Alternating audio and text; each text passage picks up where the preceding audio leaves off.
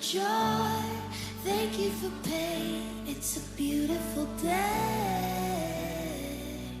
It's a beautiful day, Lord. Grande est ma joie ce matin pour moi de retrouver encore ma maison. Toute l'église était au courant que j'étais en stage dans une autre église, mais ici à Pointe-Noire, dans le même quartier, mais précisément à Malala.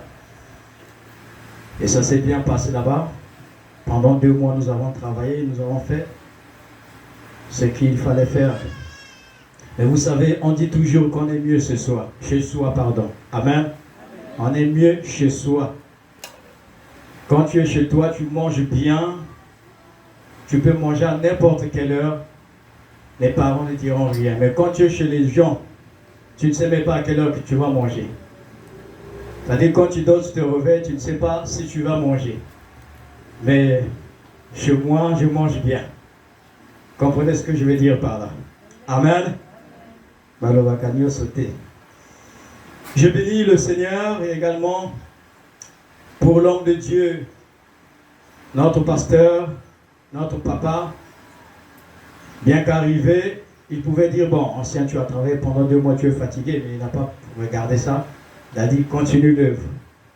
Et c'est pourquoi il m'a demandé de travailler aujourd'hui, donc depuis mardi.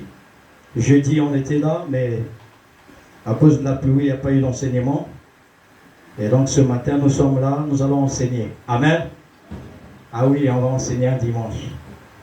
Ah, les gens commencent à bouder. Ne boudez pas, on va enseigner. Là, les enseignements, on peut le faire même le dimanche, c'est possible. Depuis quelques mois, il y a un thème que les prédicateurs, les hommes de Dieu sont en train de développer. C'est sur les apparitions de Jésus-Christ. Les différentes apparitions de notre Seigneur Jésus. Et donc moi qui viens d'arriver, le pasteur a fait un petit résumé. Et nous avons discuté et il m'a donné donc un texte biblique sur lequel nous allons enseigner ce matin. Le texte se trouve dans 1 Corinthiens chapitre 15. Ne vous inquiétez pas, nous n'allons pas mettre du temps. 1 Corinthiens chapitre 15, nous avons qu'un seul verset, c'est le verset 7. Est-ce qu'on peut se mettre debout? Nous voulons honorer la parole de Dieu.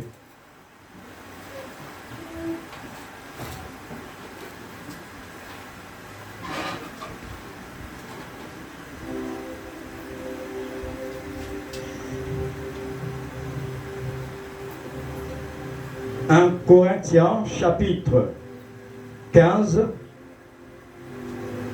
un seul verset, c'est le verset 7. Nous lisons au nom du Seigneur Jésus. Ensuite, il est apparu à Jacques, puis à tous les apôtres. Je reprends. Ensuite, il est apparu à Jacques, puis à tous les apôtres. Restons debout. Lisons encore Jean chapitre 1, verset 1 jusqu'au verset 5. Ensuite, nous lirons les versets 9 jusqu'à 12. Jean chapitre 1, verset 1 jusqu'au verset 5. Il est écrit: au commencement était la parole, et la parole était avec Dieu, et la parole était Dieu. Elle était au commencement avec Dieu. Toutes choses ont été faites par elle, et rien de ce qui a été fait n'a été fait sans elle. En elle était la vie, et la vie était la lumière des hommes.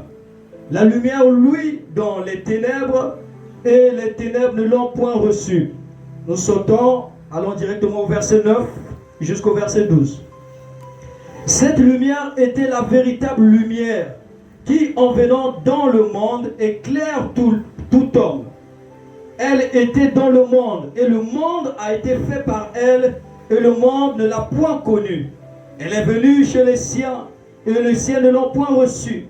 Mais à tous ceux qui l'ont reçue, à ceux qui croient en son nom, elle a donné le pouvoir de devenir enfants de Dieu, lesquels sont nés, si vous voulez, verset 13, non du sang, ni de la volonté de la chair, ni de la volonté de l'homme, mais de Dieu. Amen. Est-ce qu'on peut acclamer pour la parole de Dieu?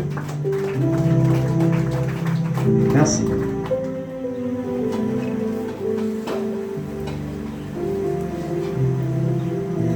Sincèrement, j'ai eu du mal à préparer cet enseignement. Lorsque je me suis retrouvé avec le pasteur, nous avons parlé de ça, de ce texte. On a essayé de discuter là-dessus, c'était un peu compliqué. Un texte très court, mais très profond, qui parle beaucoup de choses. Dans ce texte, nous pouvons sortir des enseignements. Je dis bien des enseignements. Plusieurs enseignements. Jusqu'à la journée d'hier, je ne savais pas encore ce que j'allais enseigner au peuple de Dieu. C'est autour de 23 heures quand j'ai commencé à préparer ce texte jusqu'à 2 heures, cet enseignement, pardon, jusqu'à 2 heures. C'est là où le Seigneur m'a communiqué ce que il veut communiquer à son peuple ce matin. Le titre de cet enseignement, nous pouvons écrire « Lorsque Jésus apparaît, tout change ». Alléluia. Alléluia. Dis à ton voisin, lorsque Jésus apparaît, tout change. Non, ne sois pas Yuma, sois courageux. Lorsque Jésus apparaît, tout change. Super. Lorsque Jésus-Christ, le ressuscité, apparaît, bien-aimé, les choses changent. Les choses changent. Je m'en vais rappeler donc cette définition de l'apparition. Le dictionnaire nous dit que l'apparition ou apparaître, l'apparition, c'est l'action ou le fait d'apparaître, de se montrer ou de se manifester. Et nous devons retenir 2 mots d'origine grecque. Le premier mot, c'est théophanie. Le deuxième mot, c'est christophanie. Ces 2 mots sont d'origine grecque. Théophanie signifie Dieu apparaît. Et donc, dans l'Ancien Testament, lorsque Dieu apparaissait à son peuple, en grec, on pouvait dire théophanie. Donc, Dieu est apparu à ses enfants. Et donc, dans la Nouvelle Alliance, c'est quand le Christ, le Fils, apparaît à ses enfants, à ses serviteurs, à son peuple. En grec, on pouvait dire christophanie. Théo qui signifie Dieu et phanie qui signifie apparaître. Alléluia. Et Christo signifie Christ, phanie, toujours apparaître.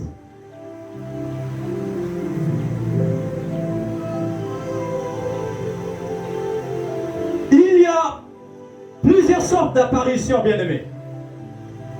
Il y a des apparitions qui sont fondées par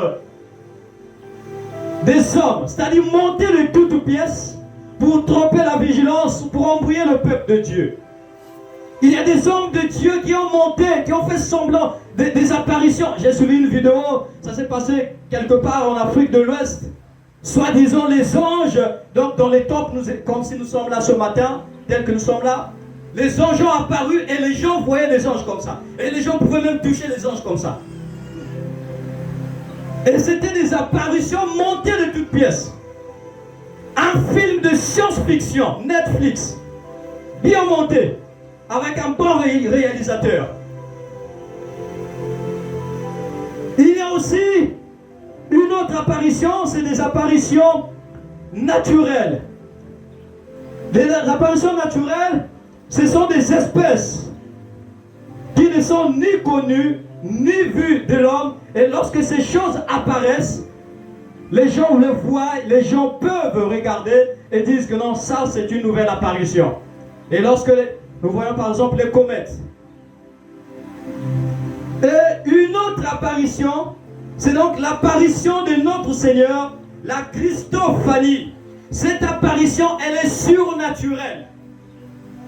Elle n'est pas naturelle, elle n'est pas fondée de toutes pièces, mais elle est surnaturelle, bien-aimés.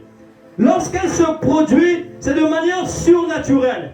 C'est-à-dire, ce qui est invisible devient visible. Et généralement, lorsque cette apparition se produit, c'est pour un laps de temps, c'est pour un petit moment seulement. La preuve dans Luc chapitre 1, le verset 26 jusqu'au verset 38. Lorsque l'ange Gabriel, envoyé par Dieu, apparaît à Marie de façon surnaturelle, c'était pendant un petit temps seulement, et c'était pour une mission bien précise, pour un but précis.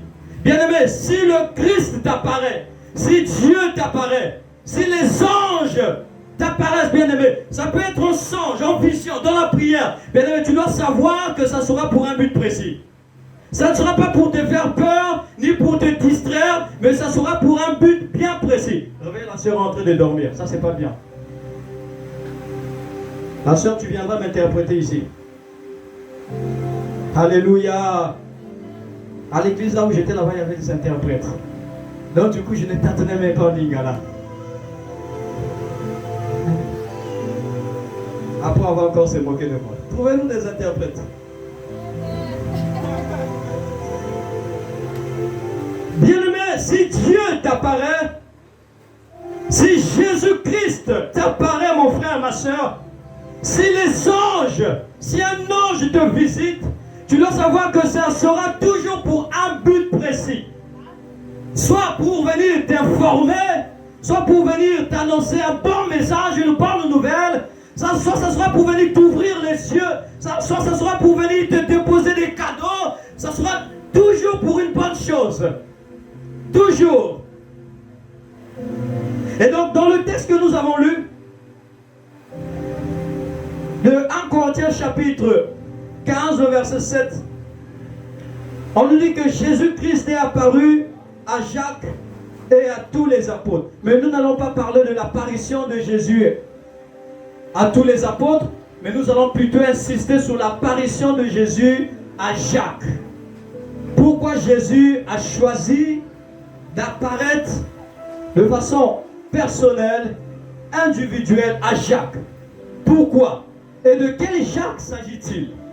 Parce que nous savons que dans la Bible, précisément dans la Nouvelle Alliance, il y a 3 Jacques que nous allons découvrir tout à l'heure. J'essaie d'aller un peu vite.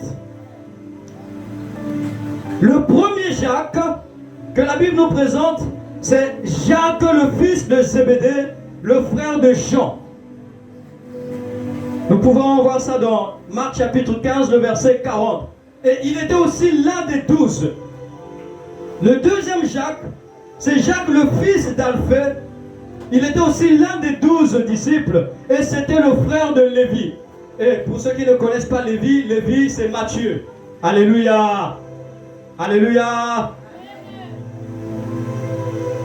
Et le troisième Jacques, c'est Jacques, le demi-frère de Jésus. Et donc Jésus avait des frères et des sœurs. Parmi les frères de Jésus, il y avait Jacques, il y avait Joseph et Jude. La Bible nous dit que ses frères ne croyaient pas en lui. Ils pensaient que Jésus voulait juste se faire remarquer, avoir une popularité. Certains pouvaient même aller jusqu'à dire que cet homme était fou. Comment est-ce que nous l'avons vu grandir? Nous avons tous vécu ensemble dans les mêmes conditions. Et aujourd'hui, il veut nous dire qu'il est Dieu, il est le sauveur, il est le roi, il est le fils de Dieu. Mais non, c'est pas possible. Jésus n'a pas géré les critiques de ses frères. Jésus n'avait pas géré tout ce que ses frères disaient à son sujet. Il était concentré sur sa mission, concentré sur son objectif. Bien-aimé, dans ta famille, il y a peut-être des gens, les gens disent que ne les gère pas. Continue ta marche avec le Seigneur. Continue à servir le Seigneur. Continue à venir à EMD, ne te fatigue pas. Continue à chanter, à prier, à intercéder. Continue à faire ce que tu fais dans la la maison de Dieu. Même si les gens disent que tu perds le temps, mais pour Dieu, tu ne perds pas le temps. Parce que Jésus ne perdait pas le temps. Jésus faisait un travail, une œuvre que ses frères ne pouvaient pas comprendre. Ce que tu fais pour le Seigneur, il y a des gens qui vont comprendre. Et ceux qui ne comprennent pas, comprendront plus tard. Et lorsqu'ils vont comprendre, ça sera trop tard. Et heureusement pour Jacques. Et heureusement pour Jacques. La Bible nous dit, dans Jean chapitre 7, les versets 2 jusqu'au verset 5, nous voulons lire ce texte. Un frère peut faire la lecture, peut nous faire la lecture. Quelqu'un pour nous faire la lecture de Jean chapitre 7, verset 2 jusqu'au verset 5.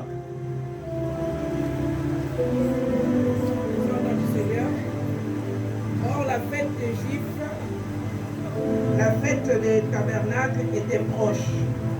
Et ses frères lui dirent, pars d'ici et va en Judée, afin que tes disciples voient aussi les œuvres que tu fais. Personne n'agit en secret lorsqu'il désire paraître. Si tu fais ces choses, montre-toi toi-même au monde. Car ses frères non plus ne croyaient pas en lui. Alléluia.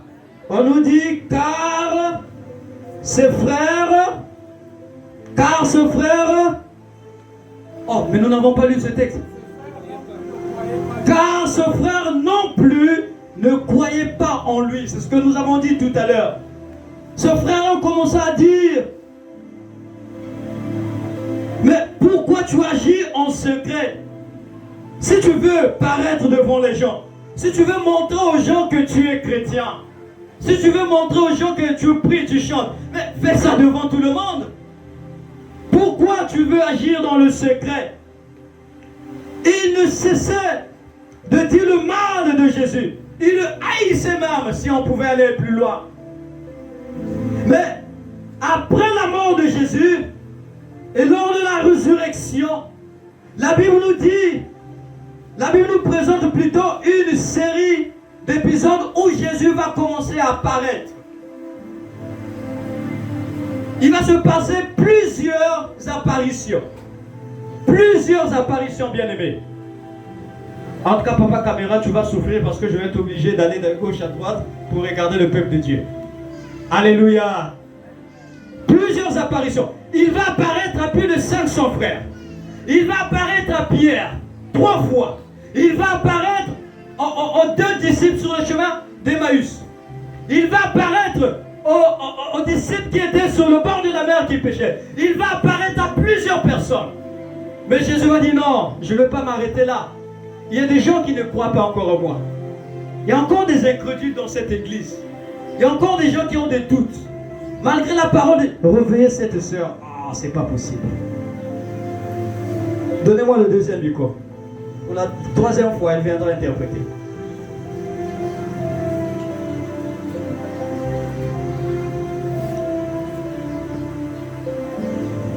J'ai aussi sommeil, bien aimé. Depuis 2 heures, j'allais dire 23 heures, jusqu'à 2 heures, j'ai sommeil. Hein? J'ai sommeil. Mais je ne dors pas. Imaginez sur la chair le sommeil, mon pote. Mais attendez.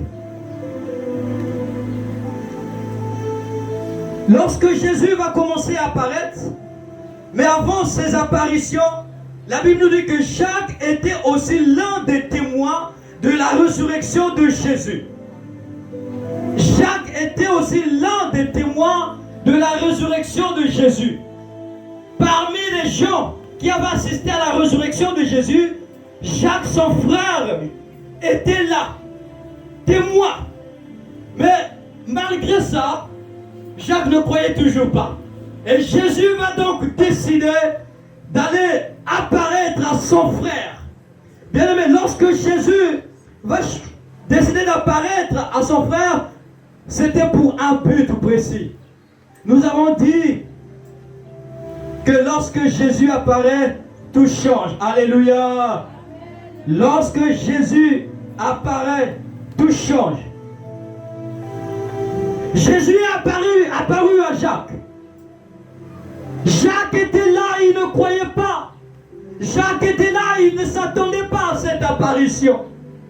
Jacques était là, c'est sûr que dans sa tête, il se disait que non, mais c'est fini, on ne le verra plus. Mais Jésus un jour est apparu à son frère. C'était une apparition brusque, une apparition sur laquelle il ne s'attendait pas. Bien aimé, le jour que Dieu va te visiter, ça sera brusque. Tu ne sauras pas quand, le jour, la date, l'heure, le moment que le Seigneur va t'apparaître. Mais sache-le que Dieu va t'apparaître un jour. Dieu apparaîtra un jour. Si tu n'as pas encore rencontré le ressuscité, comme les disciples, alors Jésus-Christ est en train de faire son entrée et Jésus va apparaître à celle ou celui qui ne l'a pas encore rencontré.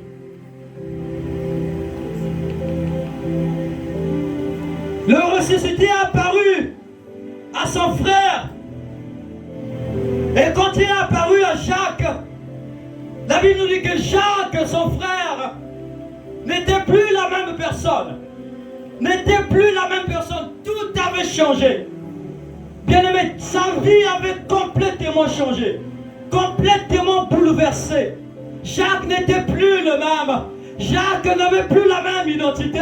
Jacques n'avait plus la même image. Jacques n'avait plus le même témoignage. Bien aimé, quand Jésus va apparaître dans ta vie, tu n'auras plus la même image.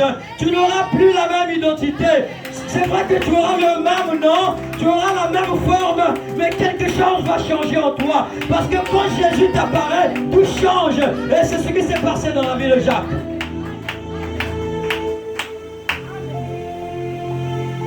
Dieu ne peut pas t'apparaître et puis rester le même, c'est pas possible. Tu n'es pas rabbi. Nzambe Akokiko, j'avais demandé le mardi ici, apparaître en lingala maman frère. Mimo Misana. Bon, on connaît déjà. Donc Dieu a apparu à son serviteur. À ce moment-là, Jésus ne regardait plus ou ne regardait pas Jacques comme étant son demi-frère. Il le voyait comme tout homme, comme tout croyant. Mais il n'était pas encore croyant. Il n'était pas encore croyant. Jacques, lui qui critiquait l'église, il va devenir même le chef de l'église de Jérusalem. Il va devenir même ancien, comme l'ancien Steve. Alléluia! Dieu avait changé Jacques. Dieu avait transformé Jacques. Jacques n'était plus la même personne. Il avait gardé le même nom de Jacques, mais spirituellement ce n'était plus Jacques. Frère, je prie que Dieu te rencontre. Je prie que Dieu se manifeste en toi. Même si ton nom restera le même, mais tu ne seras plus la même. Ton statut va changer. Si Dieu t'apparaît, tu ne seras plus célèbre. Dieu apparaît. Lorsque Jésus apparaît, tout change. Tout change. Tout change. Mais s'il y a encore des choses qui ne changent pas dans ta vie, ça veut dire que Jésus n'a pas encore fait son apparition dans ta vie. S'il y a encore des choses qui ne changent pas dans ta vie, c'est-à-dire il y a un péché répétitif qui est là. Ce péché-là, c'est-à-dire, comme on dit, un péché mignon. Un jour, un diacre à l'église évangélique du Congo, ouvertement devant des gens, il disait, Mouké Salak Yamouma Soumounions, mais nous vous nous Mouké Salak fait. Alléluia. Yannick Salak Yamouma Soumounions. Quelle est cette chose qui ne change pas dans ta vie? Quel est ce défaut qui est resté le même en toi depuis ta naissance? Lorsque Jésus est apparu à Jacques, Jésus n'était pas là calme, silencieux, non, il parlait. Et nous savons que les paroles de Jésus sont esprit et vie. Et nous savons que les paroles de Jésus transforment. C'est sûr que Jésus avait dit des mots à Jacques. Et ce sont ces paroles sûrement qui avaient transformé Jacques. Et ces paroles qui avaient fait que Jacques devienne ce qu'il était devenu plus tard. Bien-aimé, lorsque les paroles de Jésus vont rentrer dans ta vie, mon frère, ma soeur, il n'y aura plus de place. La haine n'aura plus de place dans ton cœur. La jalousie n'aura plus de place dans ton cœur. La médisance n'aura plus de place dans ton cœur. Les mauvaises pensées n'auront plus de place dans ton cœur. Lorsque les paroles de Jésus vont rentrer dans ton cœur, bien-aimé, ta vie va changer. Bien-aimé, tu ne seras plus de tous les temps colérique. Lorsque les paroles de Jésus vont rentrer dans ta cœur, tu ne seras plus là dans une vie d'impudicité. Lorsque les paroles de Jésus vont rentrer dans ton cœur, bien-aimé, quelque chose doit toujours changer. Quelle est cette chose qui ne change pas en toi?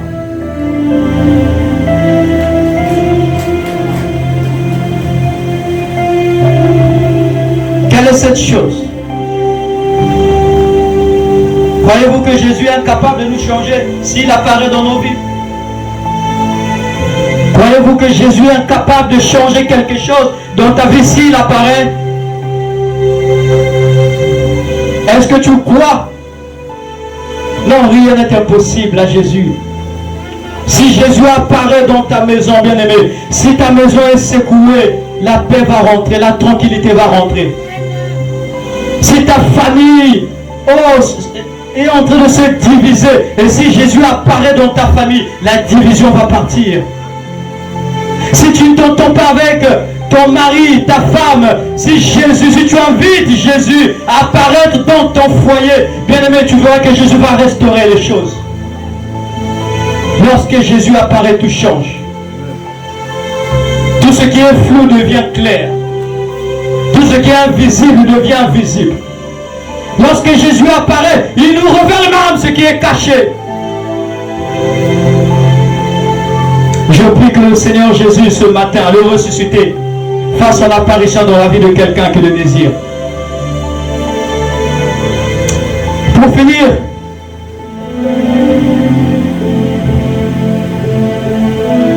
nous devons savoir que Jacques, sa vie avait complètement changé. Complètement changé. Il a fallu que le ressuscité fasse son apparition dans sa vie pour que quelque chose change. Et le ressuscité, il est là. Le ressuscité est là. Il est là. Frère m'a semblé en train de dormir. Ce n'est pas bien, frère. Réveille-toi. Ah, la sœur ne dort plus. Gloire à Dieu. Elle avait peur de monter ici et d'interpréter. Gloire au Seigneur.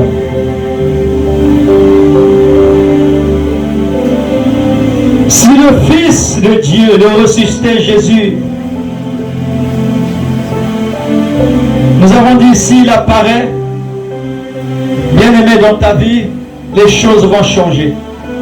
Nous allons inviter le Seigneur Jésus-Christ, nous allons demander à notre Seigneur d'apparaître dans cette église pour que cette église change de dimension.